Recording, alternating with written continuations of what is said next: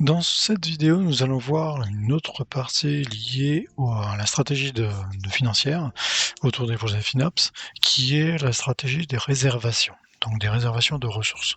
Là, je parle spécifiquement dans le monde Azure.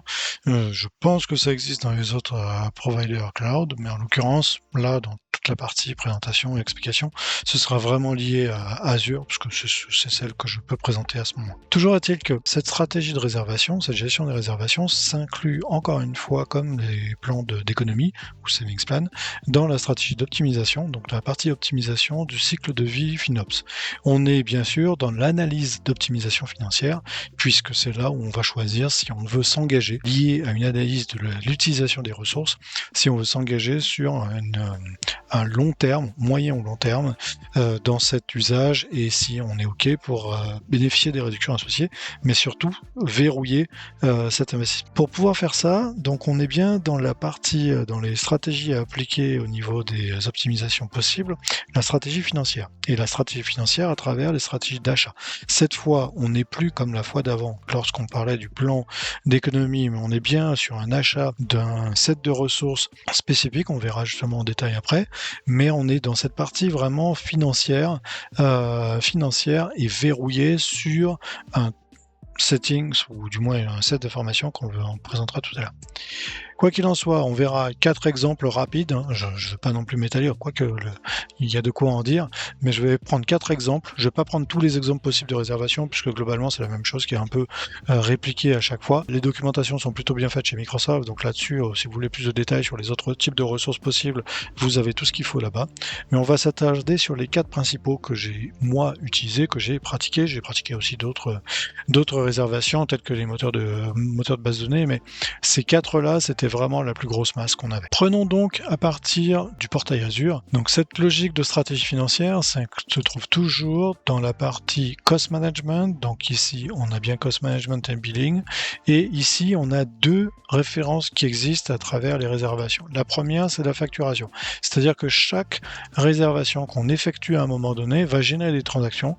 Et donc, on va retrouver l'ensemble de ces transactions directement listées ici.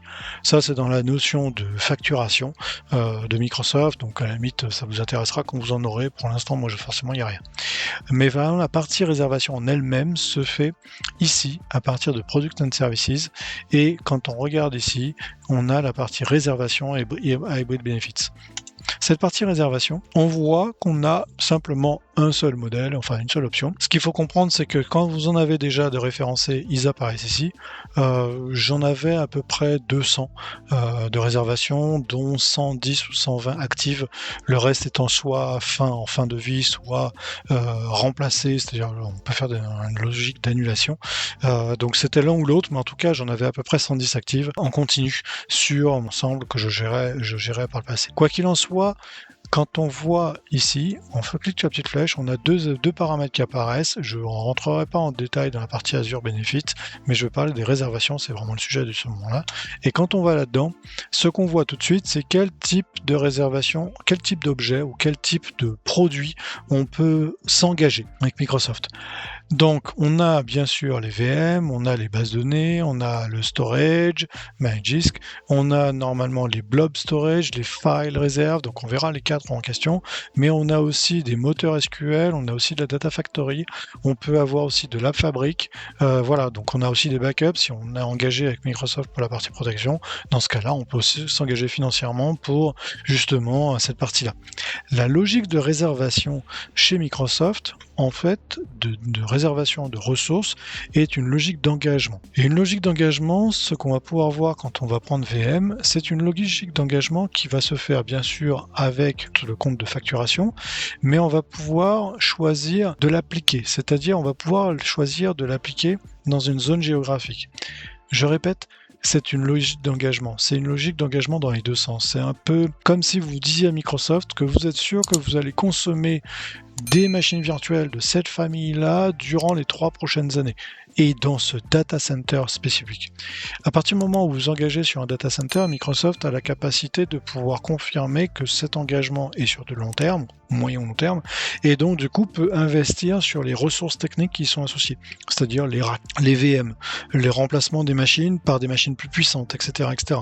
Donc est capable de pouvoir aussi planifier un plan de croissance de leur propre data center suivant les engagements de tous leurs clients. Associé à cet engagement, donc au type d'objet qu'on a sélectionné, on va pouvoir bénéficier d'un taux de réduction. Globalement, pour faire très simple, la réduction pour un engagement d'un an, c'est autour de 20%, on va dire 15-20%. La réduction pour un engagement de 3 ans, c'est autour de 50%, suivant les types d'objets. Attention, ça dépend vraiment des types d'objets. Pour les machines, clairement, c'est à peu près dans ces ordres-là. Pour le stockage, c'est complètement différent, parce que le stockage, c'est ce qui coûte le plus cher dans tout le monde cloud, et donc à ce titre-là, les réductions sont moindres sur les engagements à long terme. Mais quoi qu'il en soit, plus vous engagez longtemps, donc c'est 3 ans maximum, et plus la réduction sera forte. Si vous engagez à moyen terme ou court terme, 12 mois, ça dépend de vos projets, mais ça peut être du court terme ou ça peut être du moyen terme suivant votre contexte spécifique.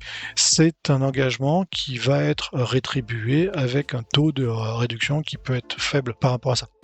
Attention, ce n'est pas lié au discount. C'est-à-dire si vous avez en plus un discount qui a été négocié dans le cadre de votre price agreement, donc vos accords d'entreprise avec Microsoft, des accords cadres, dans ce cas-là, ça vient au-dessus des accords cadres. Justement, il est bon aussi de re-challenger à chaque fois les accords cadres versus les réductions, puisque dans certains cas, les accords cadres sont plus intéressants que les réductions appliquées par le plan de réservation, et donc du coup, il faut vraiment toujours challenger ça, parce qu'on peut se retrouver dans des cas où finalement on paiera plus cher pour la ressource à travers la réservation que par rapport au pay-as-you-go dans le cadre de votre réduction corporate. Donc ça, c'est dans le système de calculator que vous aurez vraiment cette comparaison.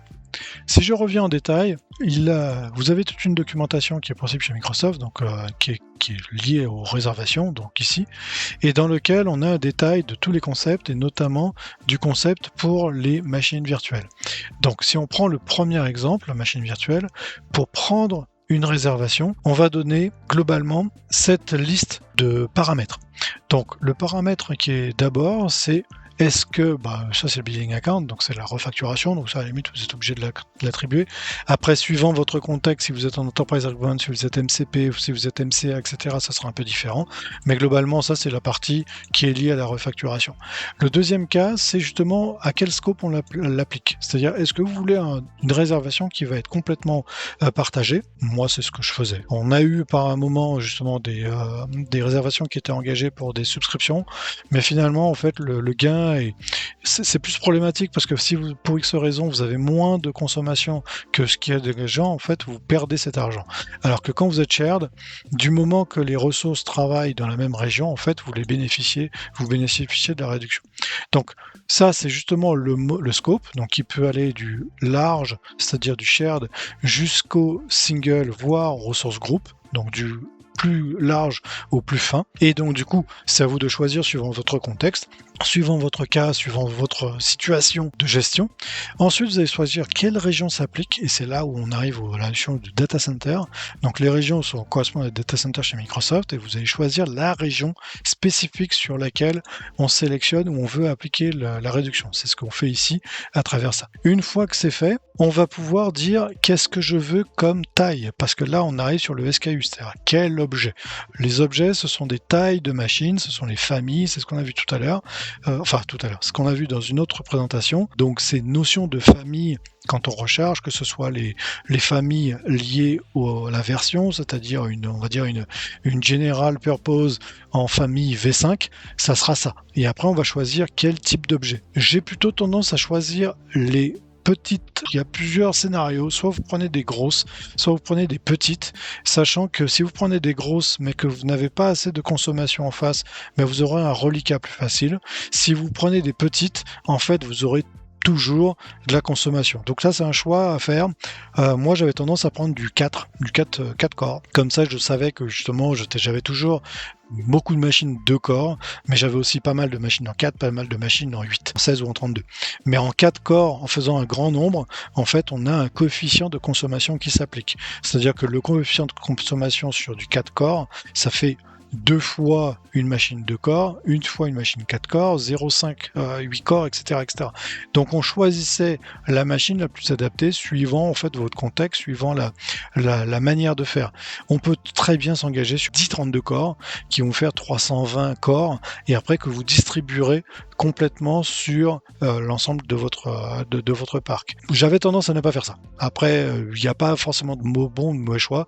Je pense que vous avez peut-être dans certains cas plus de réduction, un pourcentage de réduction qui est plus fort avec du 32 corps qu'avec du 4. Moi, je trouvais que le 4 était plus facile à expliquer et plus facile à synthétiser, à appliquer. Donc 4, 8, ça reste un bon choix. Mais ça dépend encore une fois de votre mode de fonctionnement et de combien vous en avez. Ensuite, vous choisissez justement si vous voulez un terme, donc 1 an ou 3 ans. On a aussi dans certains cas des termes de 5 ans. Moi, je les ai jamais vus parce que ça semble être pour des cas particuliers. Donc, moi, j'ai jamais vu ces termes de 5 ans. Moi, j'étais soit 1 an ou 3 ans. Et là, on choisit la quantité. Et c'est la quantité d'unités. Cette unité, on parle de famille. Et donc, du coup, quand on va prendre 10 machines de 32, ce sera 10 fois 32 corps, et donc du coup 320 corps qui seront distribués sur toutes les machines de la même famille. En gros, si vous avez 320 corps, mais que vous avez finalement 160 machines en 2 corps, eh bien vous aurez consommé les 320 corps avec ces machines à 2 corps. Donc c'est vraiment la notion de corps qui est derrière, c'est-à-dire que le type d'objet doit être multiplié par le nombre d'objets, et à ce titre-là, une fois que c'est fait, vous avez un nombre de corps qui va être utilisable dans toute la famille qui est derrière. Voilà un peu comment en fait on sélectionne justement ces informations, donc ces paramètres, pour ensuite s'engager sur l'achat et sur le nombre de machines. Comment c'est appliqué? Donc là, on a exactement le contexte de l'application une fois que ça tourne. C'est-à-dire qu'une fois que vous êtes engagé, on imagine qu'ici, on est sur le nombre de machines réservées. Ok, donc on a une réservation. Tout se fait heure par heure. Dans les stratégies de facturation de ce type-là, en fait, on est toujours heure par heure. Donc par exemple, on va avoir sur un étalement de 4 heures, pour la première heure, finalement, on n'a pas une machine, mais on a 75 unités d'une machine A, plus 0,5 unités d'une machine B. Et bien, en fait, la totalité, ça va être la totalité de la machine A plus la moitié de la machine B qui va être consommée, qui va taper dans la réservation. Le reste, c'est-à-dire les 0,25 de plus, vont être en pay-as-you-go et donc du coup vont se retrouver à être facturés plein pot, alors que tout ça va bénéficier du taux de pourcentage. La deuxième heure, on imagine que pour X raison, la VM a tourné plein pot, la VM de l'instance 1 a tourné plein pot. Dans ce cas-là, elle va consommer toute la réservation. Pareil pour l'heure 3 et l'heure 4, on a un start-stop. Par exemple, il est 18h, on a nos stops qui se fait et on diminue le nombre de machines par 2, c'est-à-dire qu'on va simplement avoir la VM qui va tourner moins ou le nombre de VM qui vont tourner moins. Dans ce contexte-là, en fait, du type instance 1, on va diminuer par ça et elle va taper en fait la consommation dans la machine 2, et etc. L'idée vraiment, c'est de faire un plancher. Et c'est comme ça qu'il faut considérer justement cette notion de réservation, c'est-à-dire qu'il faut calculer région par région, famille par famille, combien de VM tournent toute la journée, pour pouvoir choisir la bonne valeur. Parce que si vous avez du start-stop, en fait, vous avez des variations de consommation dans la journée. Et si on s'engage, par exemple, sur une et demie, par exemple ici, en fait, on serait en sur-réservation pendant une période de temps et le reste en sous-réservation, parce que là, on est clairement sous-réservation. Mais plus on est en sur-réservation et plus on a gâché de l'argent, puisqu'en fait, on paye pour rien. Donc vraiment, il faut trouver les valeurs planchers. Moi, j'avais tendance à compter pour avoir une règle de base dans le monde des VM. Je calculais le nombre de machines de production, famille par famille, et ensuite, à partir de ça, je trouvais le nombre de corps nécessaires et je prenais 80% de ce nombre de corps. Parce qu'on est sur un engagement long terme. Le problème de l'engagement long terme, c'est qu'on n'a aucune confirmation de la pérennité sur le long terme d'une famille. On peut très bien avoir pendant un temps donné 100 machines en V3, OK, qui tourne. Et puis, en fait, ça va tourner aujourd'hui, plein pot. Puis, en fait, les projets, petit à petit, vont évoluer. Donc, on va avoir du decommissioning des V3 pour passer sur de la V4. On va avoir des projets qui vont être soit, finalement passés en mode archive ou être terminés ou carrément supprimés.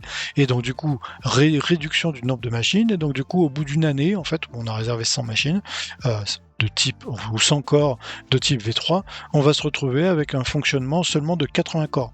Et donc, du coup, on aura encore 20 corps de plus qui seront payés pour les 2 ans qui suivent, sans qu'on puisse faire quoi que ce soit, parce qu'on ne peut pas forcément annuler une réservation aussi facilement. Les annulations sont soumises à restriction.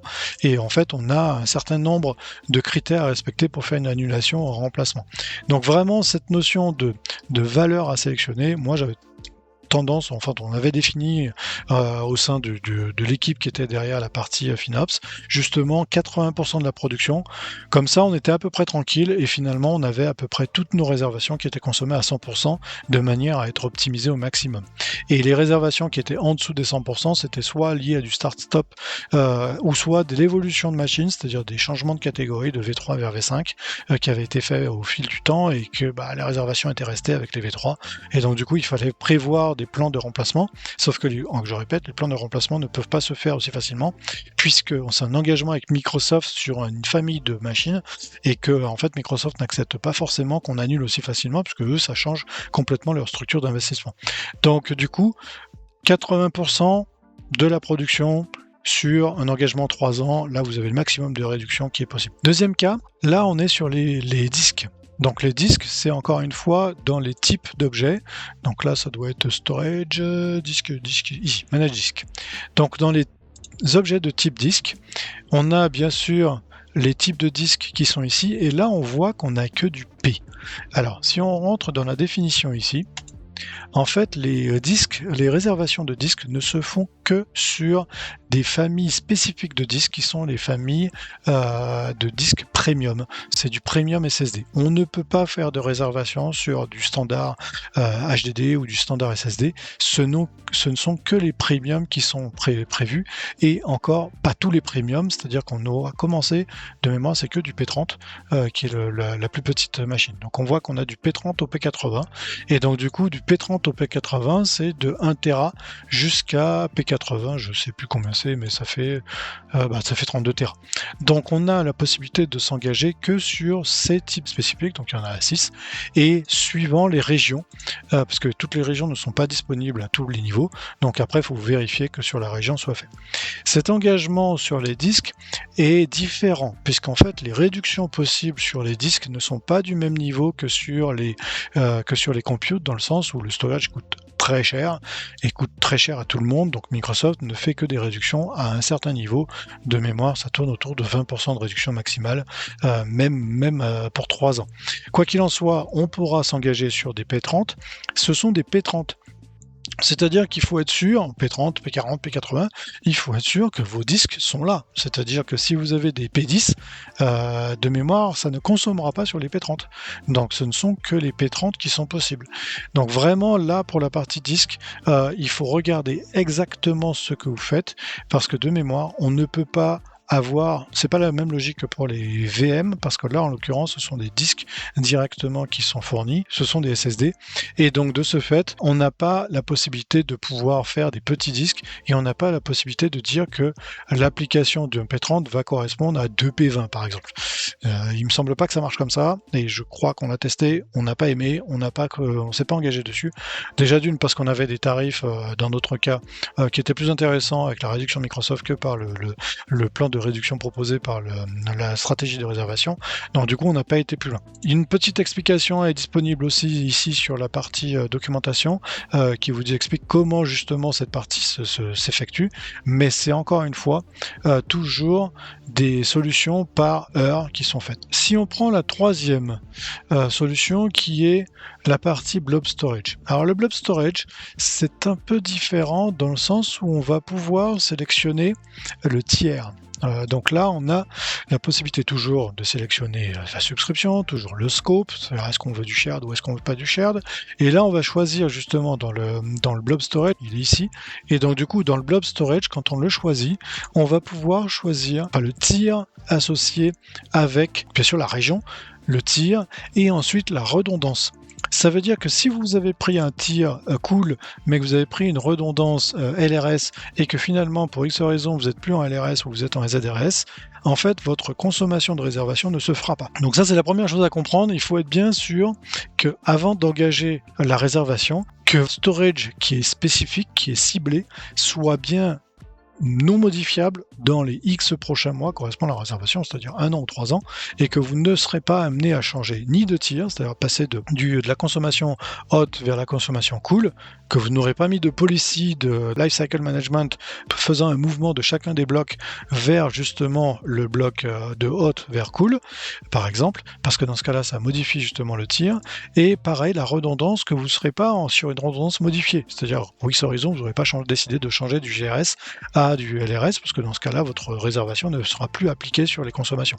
Donc, le mieux, c'est vraiment d'avoir fait votre waste management et votre optimisation avant de s'engager sur cette partie-là. Autant sur les VM, on peut le faire sans trop de risques, autant sur la partie storage, ça devient plus tendu parce que chaque modification va exclure des objets ou exclure de certaines ressources de la consommation. Donc, du coup, faire en sorte que vous pouvez vous retrouver rapidement en dessous des 100% de consommation de votre réservation, et ce qui finit par coûter très cher. Donc ce choix-là doit être fait une fois que vos stratégies d'optimisation opérationnelles seront terminées, parce qu'on parle de grosses valeurs. Là, sur les blobs, c'est soit 100 Tera, soit 1 péta, soit 100 péta. Donc on ne va pas s'engager sur 10 Tera. Si vous avez 10 Tera, laissez tomber, c'est même pas la peine. Si vous avez commencé à avoir plus que 100 Tera, là, une réservation peut valoir le coup. Bien sûr, à partir d'un péta, là, c'est nécessaire, en fait, parce que déjà, 1 péta, c'est 10 fois 100 Tera. Donc vous pouvez faire des engagements, en fait, sur des volumes de ce type-là. Si vous êtes moins de 10 Tera, je cherche même pas, quoi. C'est même pas la peine, laissez pay as you go. Vous n'aurez pas vraiment d'options et ça va vous coûter beaucoup trop cher. Mais une fois que c'est fait, donc là, on est en blob storage, en fait, le système va s'appliquer directement sur les objets. En blob storage, on parle d'objets.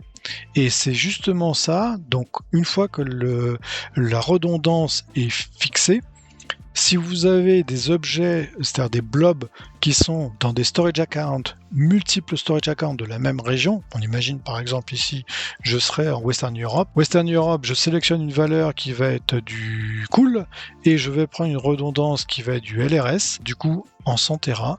Je vais dans ce cas-là être engagé pour la zone West Europe dans un tiers cool et dans une redondance LRS, c'est-à-dire que dans mon cas précis, ça pourrait très bien être un storage account qui aurait été configuré avec une policy, donc une lifecycle management, qui va bouger en fait du contenu non modifié sur les 3 derniers mois, par exemple, cas très typique, sur les 3 derniers mois, du tiers hot vers le tiers cool, et donc du coup chaque objet cool rentrant dans le système va consommer justement cette partie réservation. Et c'est comme ça qu'il faut le voir en fait. Donc là on est dans les blobs. Le blob c'est à l'objet. Par contre c'est à l'objet sur toute la région, c'est-à-dire ça peut être un objet du storage account A, mais aussi du storage account B, du storage account C, etc. Un cas classique en storage account, c'est justement les solutions de backup tiers, comme Vault, Vim, AvePoint pour du 365, etc., etc.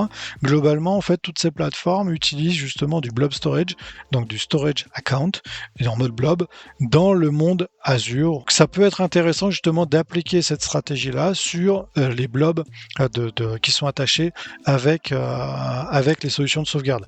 Par contre, dans ces solutions de sauvegarde, vous ne mettez pas de policy, parce que vous ne savez jamais comment ça va se passer au niveau de la restore, vous ne savez jamais quelles vont être les demandes de modification, etc. Donc on ne met pas de policy. De base, ce sera soit cool, soit hot. Clairement, il faut aller en hot pour les blobs dans les systèmes de backup. Par contre, la redondance, qu'il soit en LRS ou ZRS ou GRS, c'est à vous de choisir en termes de stratégie de protection, donc le DRP, celui qui vous sied le mieux, celui qui est accordé avec toutes les règles de sécurité de votre région. Franchement, Suivant les contextes, moi j'avais tendance à faire du ZRS assez facilement, puisque ZRS est suffisamment protégé pour être à moins risque limité sans que ça coûte une fortune, parce que les stratégies de backup et les solutions de backup peuvent rapidement monter à plusieurs téras ou plusieurs dizaines voire centaines de téras. Dernier cas possible, toujours dans la stratégie de réservation, ça correspond ici à la partie file share. Alors Azure File Reserve Capacity, donc ça c'est file share. Le file share, le tier. Et donc là, on retrouve le Premium Hot ou Cool. Alors bien sûr, Hot ou Cool, ça dépend de votre solution de rapatriement, mais on voit bien qu'on n'a plus d'archives et on n'a pas de transaction optimized. Donc on va plutôt prendre du Hot ou du Cool. Alors, j'ai plutôt tendance à faire des réservations dans ce monde-là, file share, quand on est dans la notion d'archive, quand on est dans des file servers qui sont vraiment utilisés pour du long terme, pour des questions légales ou des questions contractuelles, avec une maintenance à long terme parce que en fait les données qui sont dessus sont obligées de rester. Ben dans ce cas-là, le cool se sied bien. On a bien la même logique avec la redondance. Même chose que tout à l'heure pour le blob storage, donc GRS, ZRS, etc. Clairement, suivant les cas, LRS, ça suffit largement, parce que surtout si c'est pour de l'archive, il vaut mieux faire ça et faire un système de backup derrière, plutôt que de payer du GRS qui va être une duplication pour pas grand-chose. Et puis ensuite, après, on voit qu'on a encore cette notion de taille. Par contre, là, les tailles, on ne s'engage pas à plusieurs pétas, ce sont des téras. Donc du coup, ça va 10 à 100 téras. Bien sûr, 10 fois 100 Tera, ça fait un péta. Donc rien ne vous empêche d'utiliser ces unités de 100 Tera pour aller jusqu'à votre consommation. Mais ça doit être vu comme quelque chose qui ne bouge pas. Moi, j'utilisais pas ça pour faire du live, c'est-à-dire de faire des serveurs pour Citrix, par exemple, puisque là, en fait, c'est pas vraiment adapté, c'est pas vraiment la solution la plus optimale pour ça. Donc, du coup, je faisais surtout des visions pour la partie archivage. Donc, de cela. Encore une fois, c'était notre choix. Chaque entreprise, chaque solution, chaque système est différent, donc il est soumis à votre propre validation et je vous encourage à regarder justement les documentations Microsoft, vous expliquer comment le faire le mieux, à vous voir avec du consulting pour analyser votre cas précis. Voilà en tout cas les 4 cas que moi j'ai utilisé beaucoup. Alors encore une fois, j'ai utilisé aussi d'autres solutions, typiquement SQL Database, j'ai utilisé aussi MySQL, Postgre aussi dans certains cas, donc vous pouvez aussi vous réserver sur d'autres types d'objets, bien sûr suivant votre cas et votre consommation. Mais gardez en tête que de toute façon, le mieux étant de passer par le Azure Calculator, le Pricing Calculator, qui vous permet de pouvoir avoir un meilleur calcul pour votre ressource. Si je prends par exemple le storage, on prenait tout à l'heure storage account. Okay, add to estimate. Quand je vais ici, c'est là que je peux voir les prix avec les réservations. Donc là, je vois les réservations qui vont être possibles. Donc 1400 par mois, puisque c'est du paiement par mois. Et si je prends en pay-as-you-go, je vais être à 2000. Si je prends en réservation à une année, puisque là, forcément, en réservation, on n'est que sur ces options-là. Donc, pour les mêmes volumes, on passe de 2000 à 1700. Si je prends une réservation pour 3 ans, je passe de 2000 à 1400.